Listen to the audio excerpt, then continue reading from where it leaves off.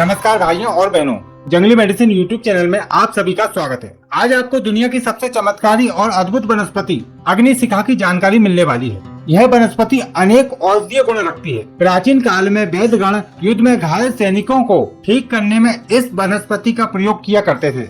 आज भी यह वनस्पति उतनी ही प्रभावशाली और चमत्कारी है जितनी की पहले हुआ करती थी। इस वनस्पति की संपूर्ण जानकारी और औषधीय फायदे जानने के लिए इस वीडियो को आप पूरा अंत तक देखिएगा, क्योंकि आज की जानकारी बहुत ही महत्वपूर्ण है। यह कलिहारी का पौधा बेलनुमा होता है और भारत में लगभग सभी स्थानों पर जला कदा देखने को मिल जाता है। यह दुर्लभ वनस्पति है। जब यह पौधा छोटा होता है तो इस तरह का दिखता है। इसके पत्ते इस तरह के होते हैं। जब यह बड़ा होने लगता है तो इसकी बेल बड़ी होती जाती है और अन्य पेड़ों पर चढ़ जाती है। इस पर इस तरह के सुंदर फूल लगते हैं जो लाल पीले रंग में मिक्स होते हैं। जब ये पौधे बहुत सारे होते हैं और सभी में फूल लगते हैं तो दूर से देखने पर ऐसा लगता है जैसे आग लगी हुई है। इसलिए इसका एक नाम अग्निशिखा भी रखा गया है। इस पर इस तरह के फल लगते हैं जिनके अंदर बीज होते हैं। इस अग्निशिखा के पौधे के नीचे एक कंद निकलता है। ये कंद ही महाशक्तिशाली औषधि है। दोस्तों, इस कंद के विषय में एक बात और है कि इस कंद को पानी से नहीं धोना चाहिए, वरना ये चिपचिपा और खराब भी हो सकता है। विभिन्न क्षेत्रों में अलग अलग नाम से इस अग्निशिखा को जाना पहचाना जाता है, जिसके नाम इस प्रकार हैं। संस्कृत में इसको कलिहारी, लांगली, शुल्क पुष्पा, विशल्या, अग्निशिखा, हिंदी में कलिहारी, कलियारी, कलारी, लांगुली, उड़िया में अग्निशिखा, उर्दू में कनोल, कन्नड़ में अग्निशिखे, गुजराती में बराहवर्दी, तेलुगु में अंडवी नाभी, पंजाबी में मुलीम, नेपाली में केवारी, मलयालम में कंडल आदि नाम से जाना पहचाना जाता है। इसका वानस्पतिक नाम है ग्लोरियोसा सुपरवा। आप इसको क्या नाम से जानते हैं, कमेंट करके आप हमें जरूर बताएं, ताकि सभी को इसकी पहचान हो सके। आयुर्वेदिक मत के अनुसार अग्निशिखा कटु, कसाय, तीक्त, लघु, उष्ण, तीक्ष्ण, कफ वात शामक होती है। यह पित्त कारक, रस, क्षारीय, गर्भपातिनी तथा शल्य को बाहर निकालने वाली होती है। यह कुष्ठ, सौफ, अर्श, गण, शूल, कृमि, विष, कंडू तथा शोधनाशक होती है। इसके पत्ते तीक्त तथा मल भेदक होते हैं। इसका कंद तीक्त, गर्भशराही, शोधक, कृमिरोधी, पाचक, सक्रियता वर्धक, ज्वार रोधी, कफ निराशक, रसायन एवं बल कारक होता है। आइए अब जानते हैं इसके कुछ औषधीय प्रयोग। पर इसके औषधीय प्रयोग जानने से पहले कुछ बातें जानना बहुत ही जरूरी है, जैसे कि यह पौधा जहरीला होता है तथा इसके कंद का प्रयोग औषधीय प्रयोग में किया जाता है। पर इसके कंद को पहले शोधन कर लेना चाहिए, इसके बाद ही इसका प्रयोग करना चाहिए। शोधन करने की विधि वैद्य लोग आपको बता देंगे। वैसे गौमूत्र या गाय के दूध में 7 दिन तक इसको रखा जाता है और डेली गौमूत्र और दूध को बदला जाता है। इसके बाद ये पूर्णतः शुद्ध हो जाता है। इसके बाद इसका प्रयोग किया जा सकता है, लेकिन वो भी बिल्कुल अल्प मात्रा में। लेकिन आपकी जानकारी बढ़ाने के उद्देश्य से हम आपको इसके प्रयोग बता रहे हैं, जो बहुत ही ज्ञानवर्धक हैं। एक बात और, इस कलिहारी के पौधे को किसी भी तरह से जड़, पत्ते, तना, फूल, पत्ती किसी का भी प्रयोग खाने में नहीं करना चाहिए। इसका सिर्फ बाह्य प्रयोग ही करना चाहिए। चलिए जानते हैं इसके कुछ बहुत ही महत्वपूर्ण और खास औषधीय प्रयोग। तो पहला प्रयोग है गंजापन दूर करने के लिए।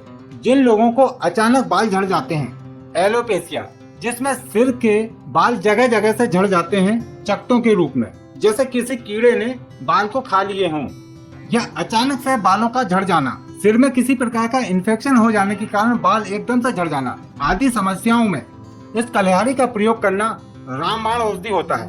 इसके लिए सिर्फ आपको कलिहारी के कंद को लेना है, एक छोटा सा टुकड़ा। इसको कनेर के रस में घिसकर पीसकर जहाँ जहाँ पर बाल झड़ गए हैं या गंजे स्थान पर लेप कर देने से बाल आ जाते हैं। यह प्रयोग आपको कई दिनों तक करना होगा। पर यह प्रयोग उन लोगों के लिए बिल्कुल भी नहीं है जो ज्यादा उम्र के कारण गंजे हो गए हैं और जिनके सिर की त्वचा चिकनी हो गई है। इस बात का आप ध्यान रखें। चलिए अब जानते हैं इसका दूसरा प्रयोग। सिर में जुएं और लीक हो जाने पर इसके पत्तों को पीसकर मेहंदी की तरह बालों में लगाने से एक ही बार में आराम हो जाता है। इसके बाद अग्निशिखा का जो तीसरा प्रयोग है बहुत ही विचित्र और अद्भुत प्रयोग है। यदि दांतों में कीड़ा लगा है, दर्द हो रहा है और सूजन है, ऐसी समस्या होने पर बहुत ही सरल प्रयोग है, लेकिन बहुत ही अच्छे लाभ देता है। जिस तरफ दर्द हो रहा है उसके विपरीत हाथ पैरों के नाखून पर अग्निशिखा को पानी के साथ घिसकर हाथ पैर के नाखूनों पर लेप करने से आराम मिल जाता है। सुनने में थोड़ा अजीब लगेगा आपको, लेकिन लाभ जरूर होता है। चलिए अब हम आपको बताते हैं कलिहारी का मुख्य कार्य क्या है। यदि शरीर में किसी भी हिस्से में कील, कांच, लोहा, कंकर, पत्थर या कोई धातु घुस गई है और वह निकल नहीं रही है, या फिर बहुत समय पहले घुसी हुई है और वो अंदर ही रह गई है, उसको निकालने के लिए कलिहारी हजारों वर्षों से प्रयोग की जा रही है। अग्नि शिखा के कंद को पीस कर उस स्थान पर लेप कर दिया जाए तो वह वस्तु शरीर से बाहर निकल जाती है। लेकिन आपको एक बात का ध्यान रखना होगा कि उसको निकलने का रास्ता होना चाहिए। यदि कील, कांच या कंकर पत्थर पहले का लगा हुआ है और उसको निकलने का रास्ता नहीं है, तो सुई या कांटे की सहायता से वहां पर आप थोड़ा सा जगह बना दें, यानी कि थोड़ा सा जख्म बना दें, तो वहां से वो निकल जाएगी। अग्निशिखा शरीर में किसी भी प्रकार के विषैले तत्व को बाहर निकालने के लिए प्रयोग की जाती है। इसलिए प्राचीन काल में जब युद्ध हुआ करते थे तो वहां पर लगने वाले शरीर में वाण आदि को निकालने के लिए अग्निशिखा का प्रयोग किया जाता था।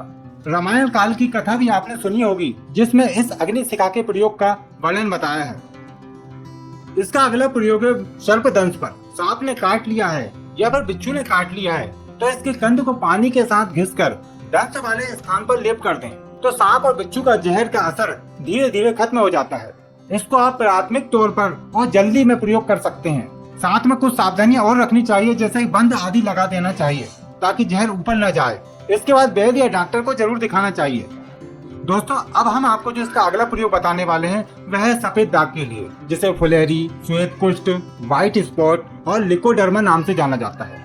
इस रोग को दूर करने के लिए अग्निशिखा एक रामबाण औषधि है। वो बहुत ही सरल तरीके से आप इसको प्रयोग कर सकते हैं। इसके लिए आपको इसके कंद को, यदि कंद पुराना है तो पानी में घिसकर लेप तैयार करें और जहाँ जहाँ पर सफेद दाग है, श्वेत कुष्ठ है, वहाँ पर इसको लगा दें और ऊपर से सूती कपड़ा ढक दें।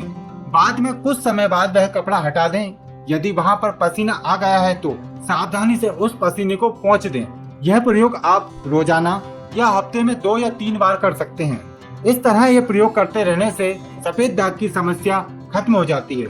यह लेप लगाते समय हो सकता है कि उस स्थान पर चमड़ी पूरी तरह लाल हो जाए, तो आपको घबराना नहीं है। वहाँ पर कुछ समय बाद खोपरे का तेल यानी कि नारियल का तेल लगा दें तो वह ठीक होने लगती है। इस अद्भुत चमत्कारी वनस्पति की हम सभी को रक्षा करनी चाहिए ताकि आने वाले समय में सभी लोग इसका इस्तेमाल कर सकें। आशा करते हैं कि आज की जानकारी आपके लिए लाभकारी रही होगी। यदि आपके मन में किसी प्रकार का सवाल है या फिर आप इस वनस्पति के बारे में कोई जानकारी रखते हैं और लोगों के साथ शेयर करना चाहते हैं तो कमेंट में जरूर बताएं। हो सकता है आपकी दी हुई जानकारी किसी के काम आ जाए। इस वीडियो को लाइक करें और सभी के साथ शेयर करें। हमारे चैनल को सब्सक्राइब करें। फिर मिलते हैं आपको एक नई जानकारी के साथ एक नई वीडियो में। तब तक के लिए नमस्कार।